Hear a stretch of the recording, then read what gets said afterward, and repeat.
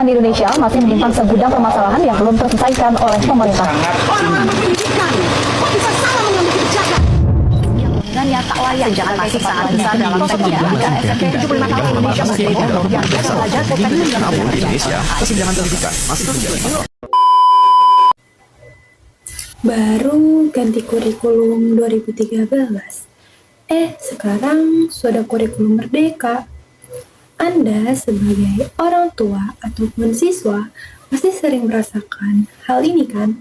Setiap ganti menteri, kebijakan pendidikan ikut berubah drastis. Padahal kita sudah mengalokasikan 20% APBN untuk pendidikan. Uang sudah banyak, tapi kenapa untuk pendidikan kita jalan di tempat? Bahkan tertinggal dari negara lain. Jawabannya bukan cuma soal anggaran. Masalahnya ada di pondasi, di sistem tata kelolanya. Ibarat rumah, semennya gak kuat. Apa saja 3 kelemahan fatal yang membuat pendidikan kita sulit maju? Halo semuanya, perkenalkan saya Kartika Lestari dari program studi Pendidikan Guru Pendidikan Anak Usia Dini, Fakultas Ilmu Pendidikan, Universitas Negeri Jakarta.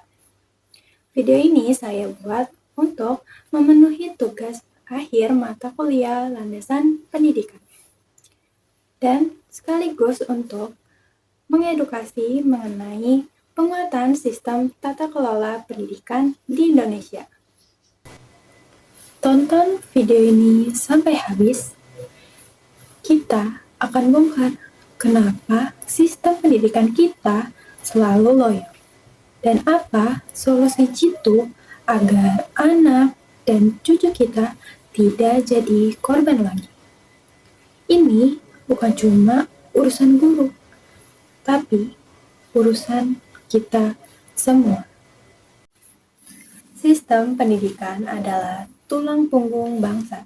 Tata kelola yang baik butuh transparansi, akuntabilitas, partisipasi, dan konsistensi. Tanpa ini, upaya peningkatan mutu akan terhambat. Penguatan sistem tata kelola pendidikan di Indonesia menghadapi 3 isu krusial. 1. Kebijakan berganti drastis seiring pergantian menteri. Contoh, perubahan kurikulum yang sering. Kurikulum 2013 ke kurikulum merdeka. Dampaknya, kelelahan adaptif bagi guru, fokus bergeser ke kepatuhan administratif. Salah satu solusi yang dapat dilakukan yaitu perlunya grand design jangka panjang terlepas dari politik 5 tahunan. Kedua, desentralisasi bertujuan memberikan kewenangan ke daerah. Namun, banyak daerah belum siap dari segi sumber daya manusia ataupun kelembagaannya. Ketidaksetaraan antar daerah juga dapat memperlebar kesenjangan mutu. Pendidikan belum menjadi prioritas anggaran di banyak daerah, menyebabkan sarana prasarana yang buruk ataupun kekurangan guru. Risiko tantangan berikut memicu lahirnya raja-raja kecil yang tidak memprioritaskan pendidikan. Ketiga, tata kelola dimulai dari sekolah. Ada puluhan ribu jabatan kepala sekolah atau Kepsek yang kosong.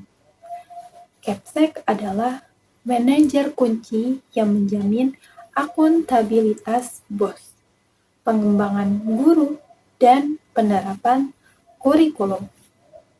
Kekosongan atau ketidakmampuan Kepsek mengganggu seluruh rantai tata kelola. 1. Masalah struktural dan manajerial bukan hanya anggaran, perlu Rencana Induk Pendidikan Nasional atau RIPN 25-30 tahun oleh badan independen berisi pakar. Negara-negara dengan sistem pendidikan stabil dan berkinerja tinggi seperti Finlandia atau Singapura didukung oleh kerangka kebijakan jangka panjang yang konsisten dan terhindar dari intervensi politik ad hoc.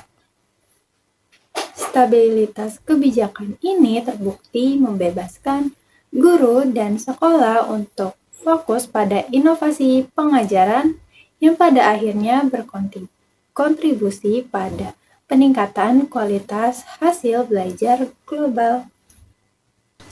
2. Wajibkan readiness assessment atau penilaian kesiapan manajemen sumber daya manusia dan alokasi anggaran sebelum otonomi penuh.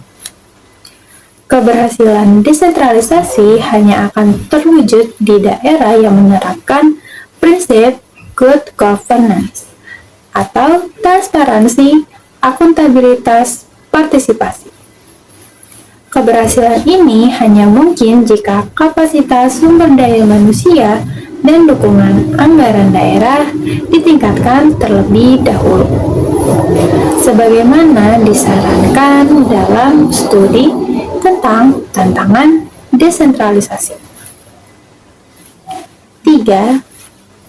Akselerasi pengangkatan KEPSEK melalui program intensif berbasis kompetensi.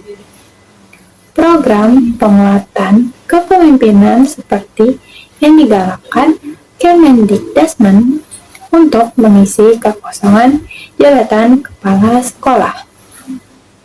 Bukan sekedar pelatihan, tetapi upaya membangun tulang punggung tata kelola sekolah.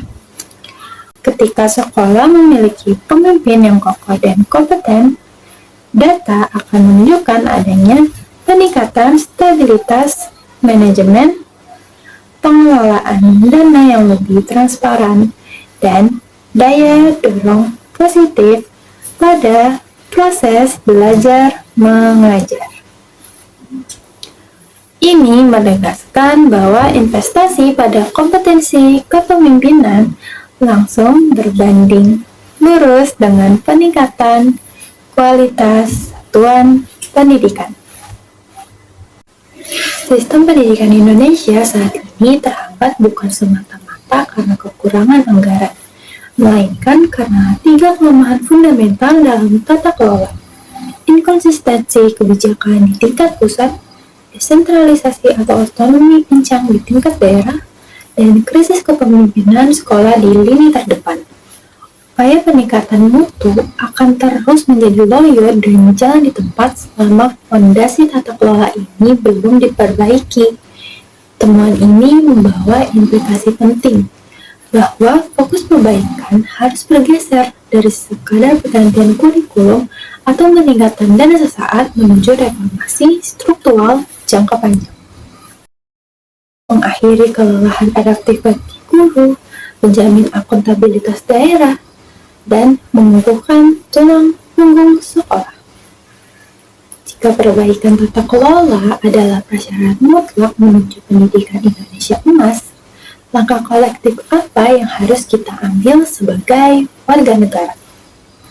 Bisakah sistem politik kita melepaskan kepentingan jangka pendek dan secara sukarela menyerahkan otoritas penyusunan grand design pendidikan kepada badan independen yang non-politis? Bagaimana kita dapat memastikan bahwa good governance atau transparansi dan akuntabilitas benar-benar menjadi budaya manajemen di tingkat pemerintah daerah, bukan hanya sekedar checklist administratif demi memprioritaskan pendidikan? Jika tata kelola yang baik membutuhkan partisipasi aktif, bagaimana kita buat menggerakkan orang tua, komunitas, dan industri untuk berkolaborasi dan menuntut akuntabilitas dari sekolah dan pemerintah daerah secara berkelanjutan?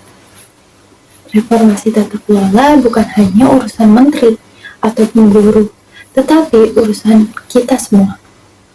Hanya dengan memadukan konsistensi, kebijakan di pusat, penguatan manajemen di daerah, dan kepemimpinan kompeten di sekolah,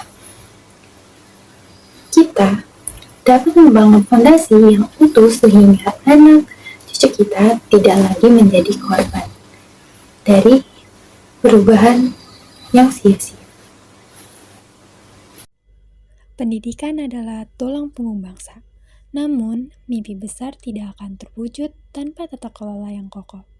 Mari dorong kebijakan yang konsisten dan terlepas dari kepentingan politik jangka pendek. Bersama, kita bangun fondasi pendidikan yang dapat diandalkan demi masa depan Indonesia emas. Terima kasih sudah menyimak video ini.